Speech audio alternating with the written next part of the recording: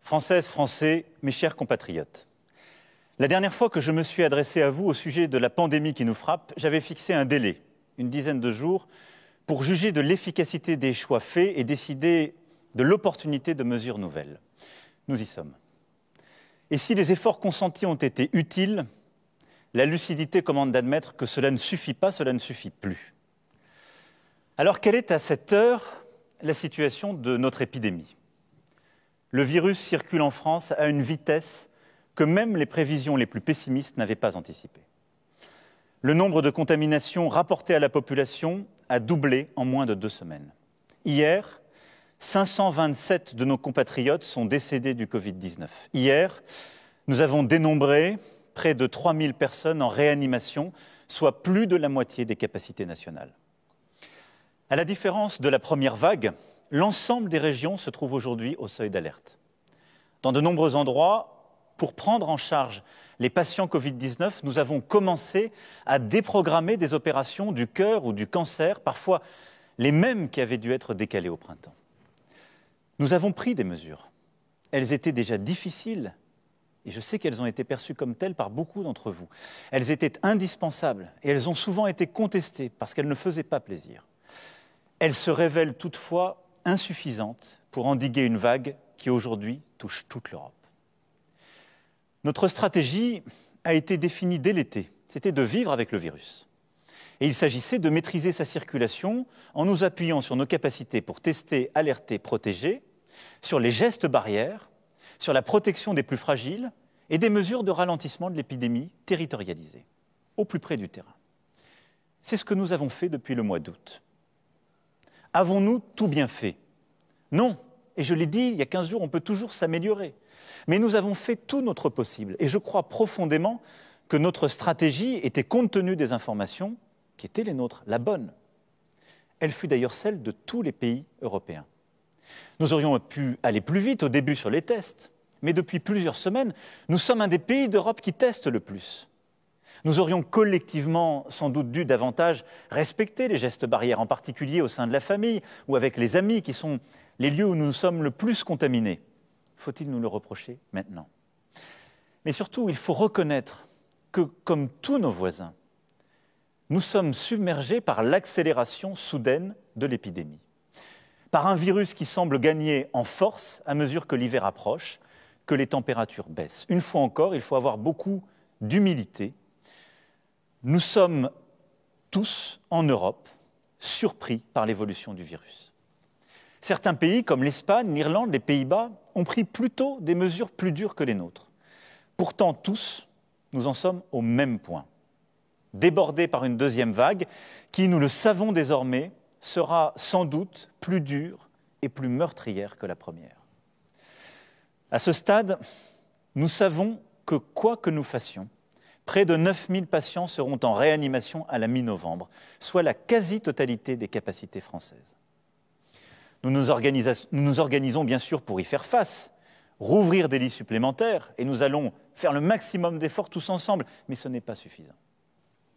Si nous ne donnons pas aujourd'hui un coup de frein brutal aux contaminations, nos hôpitaux seront très vite saturés sans que nous ayons cette fois la possibilité de transférer beaucoup de patients d'une région à une autre, parce que le virus est partout. Si nous ne donnons pas aujourd'hui un coup de frein brutal aux contaminations, les médecins devront alors choisir, ici entre un patient atteint du Covid et une personne victime d'un accident de la route, là entre 2 malades du Covid. Ce qui, compte tenu des valeurs qui sont les nôtres, de ce qu'est la France, de ce que nous sommes, est inacceptable. Dans ce contexte, ma responsabilité est de protéger tous les Français. Et en dépit des polémiques, en dépit de la difficulté des décisions à prendre, je l'assume pleinement devant vous ce soir. Quels sont nos objectifs ? D'abord, c'est le premier, protéger les plus âgés, les plus fragiles, celles et ceux qui sont atteints de diabète, d'obésité, d'hypertension, de maladies chroniques et qui sont les premières victimes du Covid-19. L'âge est le facteur prépondérant. 85% des malades décédés ont plus de 70 ans. Notre deuxième objectif, c'est de protéger les plus jeunes. Je l'ai déjà dit, si le virus tue les plus âgés, il tue aussi, même si c'est rare, les plus jeunes. Aujourd'hui, au moment où je vous parle, 35% des personnes en réanimation ont moins de 65 ans. Il touche donc sous des formes graves toutes les générations. Et nous ne savons pas dire aujourd'hui quelles sont les séquelles à long terme. Perte d'odorat, perte de goût, difficultés respiratoires. Contracter ce virus n'est jamais anodin, même lorsqu'on a 20 ans. Troisième objectif, c'est de protéger nos soignants, qui à l'hôpital, dans les structures médico-sociales, en ville, ont déjà beaucoup donné durant le printemps. Ils ont ensuite dû redoubler d'activité durant l'été pour rattraper les actes reportés au printemps. Et malgré la fatigue, ils font face aujourd'hui à cette montée soudaine des urgences. Nous leur devons de prendre toutes les précautions pour limiter la propagation du virus. Si nous ne le faisons pas pour nous, pour nos proches, faisons-le pour eux. Il s'agit, troisièmement, de protéger les plus modestes, qui, parce qu'ils vivent dans des lieux plus exigus, parce qu'ils occupent des emplois précaires, sont les plus touchés par le virus sur le plan sanitaire. Mais ce sont aussi les plus touchés par les conséquences économiques et sociales de la crise. Enfin, il nous faut protéger notre économie. Je ne crois pas à l'opposition entre santé et économie que certains voudraient instaurer. Il n'y a pas d'économie prospère dans une situation sanitaire dégradée avec un virus qui circule activement. Et je vous le dis très clairement, il n'y a pas non plus un système de santé qui tient s'il n'y a pas une économie forte pour le financer. C'est donc un juste équilibre qu'il nous faut sans cesse rechercher, sans jamais perdre de vue un principe intangible. Pour nous, rien n'est plus important que la vie humaine. Quelles sont dès lors les stratégies possibles pour arriver à ces objectifs? Nous pourrions, certains le préconisent, ne rien faire et assumer de laisser le virus circuler. C'est ce qu'on appelle la recherche de l'immunité collective, c'est-à-dire lorsque 50-60% de la population a été contaminée. Le Conseil scientifique a évalué les conséquences d'une telle option. Elles sont implacables. À très court terme, cela signifie le tri entre les patients à l'hôpital. Et d'ici quelques mois, c'est au moins 400 000 morts supplémentaires à déplorer. Jamais la France n'adoptera cette stratégie. Jamais nous ne laisserons mourir des centaines de milliers de nos concitoyens. Ce ne sont pas nos valeurs, ça n'est pas non plus notre intérêt. Une deuxième voie serait de confiner les seules personnes à risque. Cette voie n'est pas non plus, au moment où je vous parle, utilisable. D'abord, elle suppose une discussion éthique. Mais d'une part, nos aînés, comme les personnes vulnérables, ont souvent besoin d'une assistance extérieure pour leurs soins, leur ménage, la livraison de leurs repas. Certains vivent aussi avec leurs proches, leurs enfants, souvent par manque de moyens. Et donc créer une forme de bulle autour d'une génération, de certaines personnes, comme une barrière entre les générations, n'est pas réaliste et à ce stade insuffisant. D'autre part, le virus se développe aussi et développe des formes graves chez les plus jeunes. Et donc, confiner les seules personnes âgées est inefficace parce que le virus circulerait toujours trop vite et sous des formes graves dans le reste de la population. Et donc, nous ne pourrions pas protéger nos soignants, nos urgences et même à terme nos aînés avec cette stratégie. Elle peut être pertinente, elle n'est pas suffisante. Nous pourrions également faire, en quelque sorte, le pari de tout miser sur la stratégie du tester, alerter, protéger. Après tout, nous réalisons 1,9 million de tests par semaine. Nous sommes l'un des meilleurs pays d'Europe aujourd'hui en la matière. Et grâce au travail remarquable de l'assurance maladie, des agences régionales de santé, 100 000 appels sont passés chaque jour pour identifier les cas contacts et briser les chaînes de contamination. Mais si ce système peut être efficace avec quelques milliers de cas par jour, nous avons aujourd'hui entre 40 et 50 000 contaminations quotidiennes dépistées. Sans doute en réalité le double. Ce système n'est plus efficace. Et d'ailleurs, aucun pays européen ne le retient plus aujourd'hui. Quant à la piste de l'augmentation de nos capacités de réanimation, que certains évoquent comme une piste qui nous permettrait de ne pas prendre des mesures difficiles aujourd'hui, je vais vous dire très clairement, nous sommes en train de le faire, mais là non plus, ça n'est pas une bonne réponse. Nous avons les stocks de médicaments, les respirateurs, les masques, les blouses, les gants, tout le matériel nécessaire, parce que nous avons appris de nos insuffisances, de nos manques durant la première phase. Nous avons aussi formé près de 7000 infirmiers et médecins pour pouvoir travailler en réanimation. Et nous avons ainsi poussé nos capacités, qui sont passées de 5000 lits avant la première vague à 6000 aujourd'hui, et nous allons les porter au-delà de 10 000 lits en réanimation. Donc, un effort colossal a été fait de formation, d'investissement. Mais il n'est pas suffisant face à cette vague. Nous agissons aussi sur le moyen terme. Le Ségur de la santé, qui correspond à 8 milliards d'investissements par an investis dans l'hôpital et notre santé, permettra de renforcer l'attractivité des métiers. Mais il faut 5 ans pour former un infirmier réanimateur, 10 ans pour former un anesthésiste. Il n'y a pas de solution magique, ce n'est pas en quelques mois que nous pourrons créer véritablement une capacité totalement différente. Nous ne pourrons pas non plus, compte tenu du fait que les autres pays européens sont saturés, faire appel à une main-d'œuvre étrangère à court terme. Du reste, quand bien même nous pourrions ouvrir beaucoup plus de lits, et malgré l'effort de doublement que nous avons réussi, qui peut sérieusement vouloir que des milliers de nos compatriotes passent des semaines en réanimation avec les séquelles que cela implique sur le plan médical? Quelle est donc aujourd'hui la bonne stratégie à retenir? Confiner les plus âgés, les plus vulnérables, tester, alerter, protéger, augmenter les lits de réanimation. Aucune de ces solutions n'est suffisante en l'état actuel. Il faut aller plus loin. Après avoir consulté les scientifiques, dialogué avec les forces politiques, économiques et sociales, après avoir échangé aussi avec tous nos partenaires européens et pesé le pour et le contre, j'ai décidé qu'il fallait retrouver, à partir de vendredi, le confinement qui a stoppé le virus. Tout le territoire national est concerné, avec des adaptations pour les seuls départements et territoires d'outre-mer. Mais parce que nous avons appris des événements du printemps, ce confinement sera adapté sur 3 points principaux. Les écoles resteront ouvertes, le travail pourra continuer, les EHPAD et les maisons de retraite pourront être visitées. Quelles seront les règles de cette nouvelle étape? Et le gouvernement, demain, les détaillera lors d'une conférence de presse.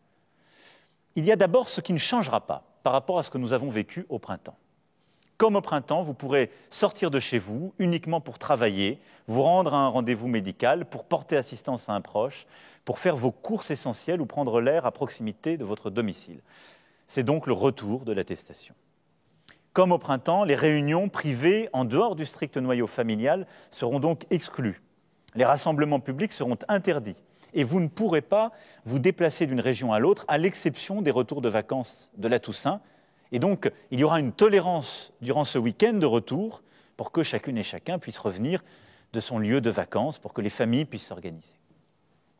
Les commerces qui ont été définis au printemps comme non essentiels, les établissements recevant du public, notamment les bars et restaurants, seront fermés. Comme au printemps, le « quoi qu'il en coûte », cette réponse économique parmi les plus protectrices du monde se poursuivra. Elle sera même plus importante qu'en mars pour nos petites entreprises fermées administrativement, avec la prise en charge jusqu'à 10 000 € par mois de leurs pertes en chiffre d'affaires. Les salariés et les employeurs qui ne peuvent pas travailler continueront quant à eux à bénéficier du chômage partiel. Et nous compléterons par des mesures de trésorerie pour les charges, les loyers des prochaines semaines. Et un plan spécial sera fait pour les indépendants, les commerçants, les très petites et moyennes entreprises qui, je le sais, redoutent plus que tout les prochaines semaines. Par rapport à mars-avril, nous avons, je le disais, appris et nous avons progressé. C'est pourquoi certaines règles vont évoluer.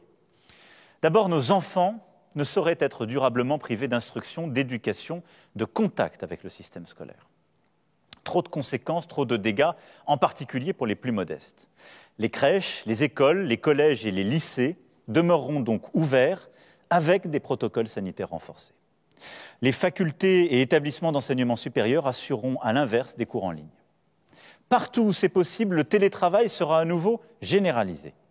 Mais, et c'est une seconde différence par rapport au printemps, l'activité continuera avec plus d'intensité. Ce qui veut dire que les guichets des services publics resteront ouverts, les usines, les exploitations agricoles, les bâtiments et travaux publics continueront de fonctionner, l'économie ne doit ni s'arrêter ni s'effondrer. Je vous invite donc, dans la mesure des possibilités de chacun, à participer de cet effort en travaillant, en soutenant les entreprises aussi qui, proches de chez vous, ont innové à travers des commandes à distance, la vente à emporter ou la livraison à domicile. Le gouvernement, d'ailleurs, accompagnera les très petites et petites entreprises comme les moyennes entreprises, les artisans aussi, qui entreprendront des démarches de numérisation. Nos frontières intérieures à l'espace européen demeureront ouvertes et, sauf exception, les frontières extérieures resteront fermées. Bien évidemment, les Français de l'étranger resteront libres de regagner le territoire. Dans les ports, les aéroports, pour les déplacements internationaux, des tests rapides obligatoires seront déployés pour toutes les arrivées. Aucun voyageur ne doit pouvoir entrer sur le territoire européen sans qu'on soit certain qu'il n'est pas porteur du virus. Enfin, pour éviter que ne se nouent des drames humains que nous avons vécus au printemps, où des personnes en fin de vie se retrouvent totalement isolées, les visites en maison de retraite et en EHPAD seront cette fois autorisées dans le strict respect des règles sanitaires. Je souhaite aussi que les personnes en situation de handicap puissent bénéficier des souplesses dont elles ont besoin. Quant aux cimetières en cette période marquée par la Toussaint, ils demeureront ouverts et je veux que nous puissions continuer à enterrer dignement nos proches. Ce nouveau confinement ne réussira que par la mobilisation de tous et chacun a son rôle à jouer. Aux personnes à risque, aux plus vulnérables, aux personnes âgées de plus de 70 ans, je demande une vigilance accrue. Moins de réunions avec la famille, avec les amis, même si c'est un crève-cœur. Et le respect de la distanciation physique, y compris au domicile, le port du masque systématique lorsqu'on se trouve à l'intérieur en présence d'une autre personne. Même un proche, même un enfant ou un petit enfant, c'est très important pour vous. Les soignants à l'hôpital jouent évidemment dans ce contexte un rôle essentiel, mais nous avons besoin des médecins de ville, des infirmiers, des pharmaciens, de tous les acteurs du médico-social, de tous les professionnels de santé de ville pour assurer une prise en charge précoce des patients dès les premiers symptômes et pour éviter que ne se développent des formes complexes. Nous avons besoin de nos élus. Nos maires ont joué un rôle essentiel et je les salue ici. Maires, présidents et présidentes d'intercommunalités, de métropoles, élus de terrain. Nous allons avoir besoin de vous de manière encore accrue pour proposer et aller plus loin en matière de prévention, mobiliser nos associations pour accompagner les personnes les plus isolées, les moins bien informées et assurer la bonne application des mesures prises, que ce soit auprès de nos jeunes dans le temps périscolaire ou pour accompagner les personnes les plus vulnérables ou les plus âgées.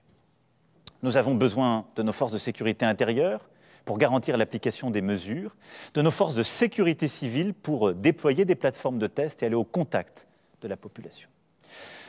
Nous avons aussi besoin du sens des responsabilités de chacun et de l'esprit citoyen de tous. Restez au maximum chez vous, respectez les règles. Une fois encore, je vous le dis, la réussite dépend du civisme de chacune et chacun d'entre nous. Comment cette nouvelle étape va se dérouler dans le temps? Chaque heure compte. L'ensemble de ces mesures doivent donc entrer en application au plus vite. Elles le seront dans la nuit de jeudi à vendredi.